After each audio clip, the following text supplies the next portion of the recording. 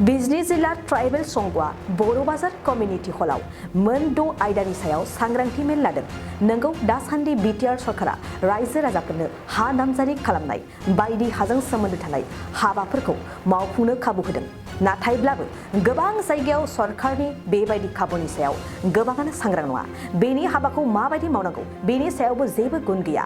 बेखौनो नोजोर बोनानै ट्राइबेल संघआ मोनसे थांखि लानानै हाबा मावदों। हाजों सोमोन्दो थानाय मोन 6 आयदाफोरखौ लानानै बिजनी जिल्ला ट्राइबेल संघआ बर' बाजार कमिउनिटि हलाव रायजो राजाफोरनो सांग्रांथि होदों एबा मिथिहोदों। आयदा फारि बायदियै सरकारि आरो सिल हाखौ पाट्टा खालामनाय, गोदोनिफ्रायनो थाबोनाय ट्राइबेल माहारिफोरनि हाफोरखौ पाट्टा खालामनाय, गामियारि लांदां फोथारफोरखौ जायफोर गामिनो होदोंमोन बेखौ सरकारनि नेम बायदि पाट्टा खालामनाय बायदि बायदि हाजों सोमोन्दो थानाय आयदाफोरनि सायाव बे सांग्रांथि मेलखौ लादों होननानै फोरमायदों। मख'नो गोनांदि बे सांग्रांथि मेलावनो बाहागो लादोंमोन आसाम दुलाराय ट्राइबेल लाइमोन आफादनि नेहाथारि बिजय बसुमतारी, चिरां जिल्ला ट्राइबेल लाइमोन आफादनि आफादगिरि सपन कुमार बसुमतारी आरो गोबां रायजो राजाफोरा 2023 मायथाइ इंराजिनि गोदान बोसोरखौ बरायनायजों लोगोसे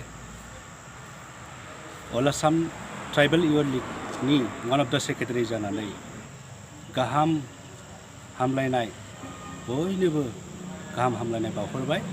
बेजों लोगोसे जों दिनै बिजनी डिस्ट्रिक्ट कमिटि ट्राइबेल संघनि सिङाव थानाय बिजनी बर' बाजार प्राइमारि ट्राइबेल संघ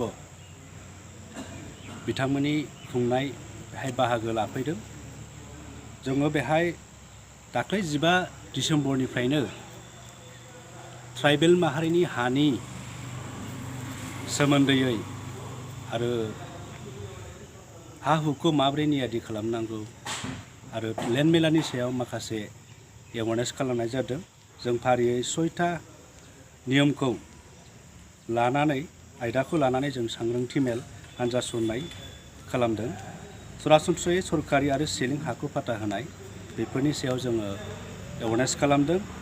दखलाव थानाय राइटखौ दखल खालामग्रा बिगोमानो हानि फाटा होनाय बेफोरनि सायाव ट्राइबेल माहारिफोरनो आजै आजौफोरनि समनिफ्राय दखल खालामना जाबोनाय हाखौ हानि फाटा होनाय, थागिबि सुबुंफोरा गाहायै आबाद मावनाय आवग्रिनानै लानाय हाखौ फाटा होनाय, आवथायाव थानाय एक्सना हाखौ फारियै सरकारिनि नेमबादि फाटा थाबैनो होनाय, गामियारि आवदां फोथारफोरखौ जायफोरनो होदोंमोन बेफोरखौ फाटा होनाय बेफोरनि सायाव जों गोबां दिनै समग्र बिटिआरनि गुबुन गुबुन जिल्लायाव 10टा जों डिस्ट्रिक्ट कमिटि बिनि आन्दाराव जोङो एवारनेस खालामगासिनो दङ रायजोफोरनिसिम आरो जों खालामबाय थागोन।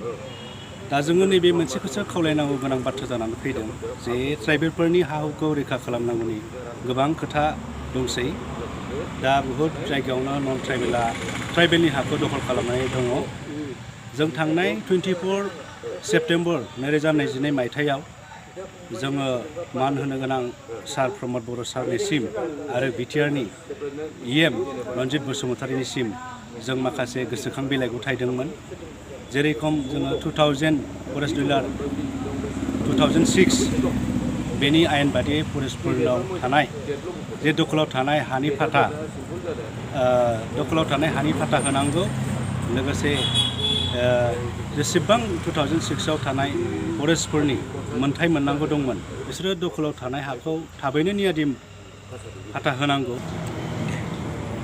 थांनाय 24 सेप्तेम्बर 2022 मायथाइयाव जों क'क्राझार साइन्स कलेजाव गुरुत्वपूर्ण जों आल'सना खालामनायनि गेजेरजों जों गांसे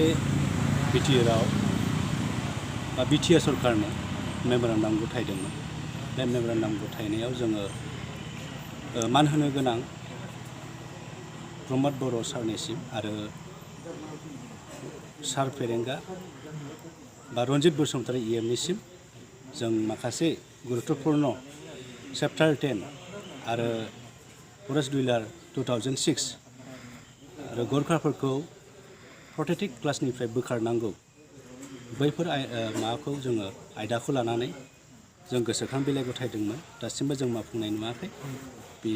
बिनि सायावबो बिटिआर सरकारखौ थाबैनो मावफुंगोन होननानै जों मिजिंथिबाय आरो बेजों लोगोसे जोङो मोनसे गुरैयै खावलायो जे जोंनि ट्राइबेलफ्रा जिबायदि परिस्थिति जानानै फैबाय आसामाव मिशन बसुन्धरा जे लन्च खालामदोंमोन बैयो दिनैसिमाव बांसिन मोजाङै साक्सेस जायैखौ नुदों।